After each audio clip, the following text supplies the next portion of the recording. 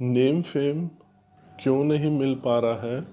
काफ़ी लोगों को 80% लोग नेम फेम चाहते हैं, लेकिन फिर भी उनको क्यों नहीं मिल पा रहा है, उसका रीज़न और सॉल्यूशन के बारे में बात करेंगे। सबसे सिंपल भाषा में अगर बोला जाए कि नेम फेम क्या है, बहुत सारे लोग आपकी तारीफ़ करें, आपको अच्छा बोले, मोस्ट इम्पॉर्टेंट आपको प्रेम करें। तो मेन समस्या नेम फेम की नहीं है, मेन रीज़न ये है कि आपको प्रेम चाहिए। प्रेम क्यों चाहिए? ये बहुत ही एक इंसान इंसान से बना है, हमको इंसानों के बीच में रहने के लिए बनाया गया है। और फेमस लाइन है जीसस भगवान की कि प्रेम ही परमात्मा है। तो ये बहुत ही एक प्राकृतिक चीज़ है जो हमको चाहिए, इसलिए हम इसको इतना अर्ज करते हैं। अब मेन समस्या ये आती है कि मिल क्यों नहीं पा रहा है। इतनी ही प्राकृतिक और अच्छी चीज़ है तो वो मिल क्यों नहीं पा रहा है। तो उसका रीज़न ये है कि पहले आपको ये समझना पड़ेगा कि बचपन में जो भी हमको बताया जाता है, हम उसके प्रति मशीन के जैसे व्यवहार करने लगते हैं। इसको बेस बना के आप पूरे आगे की चीज़ सुनेंगे तो ही समझ में आएगा। हमारी जो पालन पोषण है वो बहुत ही अननेचुरल टाइप का हो रहा है। प्रेम एक नेचुरल चीज़ है और हमारी जो अपब्रिंगिंग है वो अननेचुरल है। ये दोनों में कॉन्ट्रडिक्शन हो रहा है, इसलिए इतने लोग तड़पते हैं नेम फेम के लिए, फिर भी उनको मिल नहीं पाता है। जो सो कॉल्ड फेमस हो भी जाते हैं, उनकी नेम फेम की प्यास ही ख़त्म नहीं होती। उसका रीज़न ये है कि हमारी जो अपब्रिंगिंग है वो बहुत ही हाइपर, अननेचुरल, इलॉजिकल और अनसाइंटिफिक है। उसका सबसे सिंपल मैं 2-3 एग्जांपल दूं तो आपको समझ में आएगा कि क्यों इतनी प्रॉब्लम गहरी हो गई है। सबसे सिंपल एग्जांपल लेते हैं कि प्रेम और सेक्स एक बहुत ही नेचुरल क्रिया है और प्यारी चीज़ है, जिसके प्रति हमको बचपन में गंदे का भाव दे दिया गया है। तो लोग इतने हाइपर और विचलित हो गए हैं कि वो उल्टी सीधी हरकतें कर रहे हैं, जिसकी वजह से उनका जीवन नर्क बन गया है।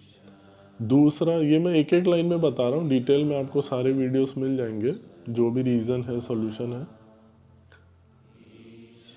दूसरा है जो बहुत ही खतरनाक चीज़ बताई जा रही है, वो है कंपटीशन।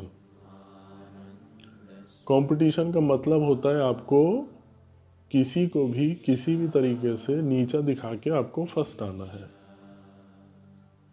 तो जैसा कि अब अभी हमने थोड़ी देर पहले ही समझा कि हमको प्रेम के लिए प्रोग्राम किया गया है, और किसी को जब आप नीचा दिखाएंगे तो ऑब्वियसली आप उसको नीचा दिखाएंगे तो आप उससे प्रेम नहीं कर सकते। इसी के लिए देखना कि पूरा चारों तरफ जो माहौल है कंपटीशन का, कंपटीशन में आपका ईगो बूस्ट होगा, ना कि प्रेम मिलेगा आपको। तो ये मैं 2 सबसे कॉमन एग्जांपल इसलिए दिया ताकि आपको समझ में आए, क्योंकि ये डेली रूटीन में देखे जा सकते हैं। ऐसे 10 से 12 चीज़ें आम आदमी डेली प्रैक्टिस कर रहा है बचपन से बहुत सीरियसली। और फिर से मैं याद दिला दूं, बचपन की चीज़ एकदम डीप चली जाती है, हमको पता ही नहीं चलता, हम मशीन के जैसे उसके प्रति व्यवहार करने लगते हैं। तो ये पूरे रीज़न की वजह से जो 10 से 12 गलत चीज़ें घूम रही आपके दिमाग में, इसकी वजह से आप इतने हाइपर और इतने प्रकृति से और प्रेम से इतना दूर हो जाते हैं। जितना आप हाइपर होंगे, प्रकृति से दूर होंगे, जितनी आपको प्रेम की कमी होगी, ऑब्वियसली उतनी ही क्वांटिटी में आपको प्रेम चाहिए। इसी के लिए देखा गया है कि हजारों लोगों का हमको प्रेम चाहिए। क्यों?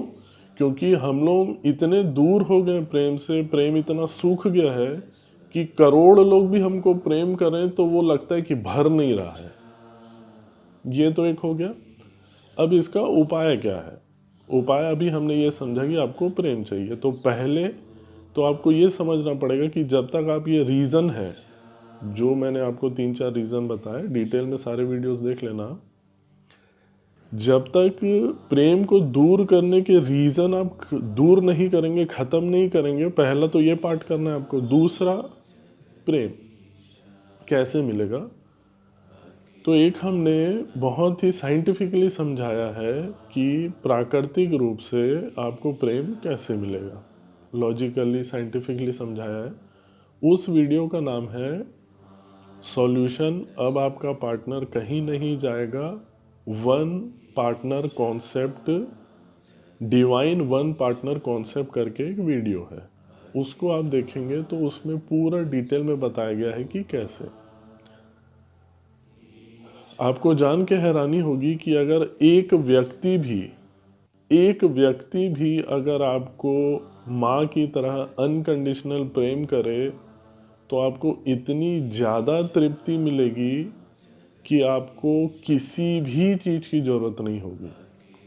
यानी कि इतना डीप सेटिस्फैक्शन मिलता है जैसे गहरी नींद में मिलता है, उस लेवल का आपको डीप सेटिस्फैक्शन मिलेगा। आप हमेशा तृप्त रहेंगे, रिलैक्स रहेंगे, खुश रहेंगे। और वो जो वन पार्टनर, एक व्यक्ति का जो अनकंडीशनल प्रेम है वो कैसे मिलेगा वो आप वीडियो में देख लेना, क्योंकि ये उसको भी मैं इंक्लूड करूँगा तो बहुत ज़्यादा लंबा हो जाएगा। और वो जो है वो मैं आई बटन में आपको वो वीडियो भी मिल जाएगा। ये पूरे प्रोसेस को आप थ्योरेटिकली समझ भी जाएंगे तो भी वो अप्लाई आप नहीं कर पाएंगे। आपको ये 4 चीज़ें डेली बेसिस में करनी ही पड़ेंगी, तो ही आप इसको अप्लाई कर पाएंगे, तो ही आपके जीवन में तृप्ति आएगी। वो 4 चीज़ें क्या है? पहला, सांस पे ध्यान लगाने वाला मेडिटेशन। दूसरा, आपकी फेवरेट एक्सरसाइज आपको डेली करनी है। तीसरा, स्पिरिचुअलिटी को साइंटिफिकली समझना है।